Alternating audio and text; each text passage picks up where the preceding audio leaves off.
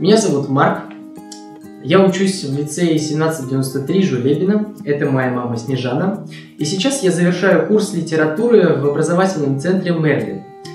За весь курс мои познания в литературе весьма увеличились, и у меня проявился интерес к литературе, а также к ее изучению самостоятельно.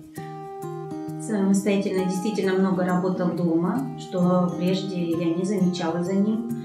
Стала писать стихи, можно я потом скажу. Стала писать стихи четырехстолбным ямбом. Один из них был написан. Меня это очень, конечно, удивило и порадовало.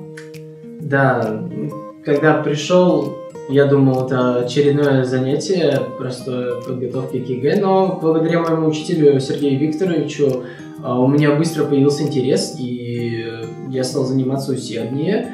Уроки проходили очень интересными были, благодаря дополнительному материалу, о котором нам рассказывал учитель. И сейчас я испытываю большое уважение и благодарность к моему учителю.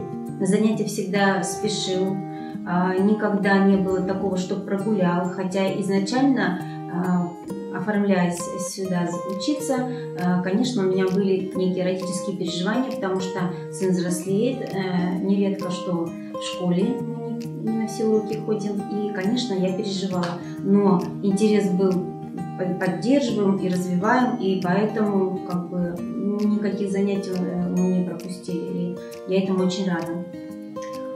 Да. Также с интересом пришло и мое определение с профессией, и также мне в этом помог мой учитель. Он помог мне определиться с университетами и факультетами, на которые мне стоило бы и следовало бы поступать. Спасибо Сергею Викторовичу за то, что он помог Марку осознанно выбрать университет, подойти к выбору профессии. Очень ему за это благодарны. А Сергея Викторовича мы нашли в образовательном центре Мерлин на подготовительных курсах к ЕГЭ.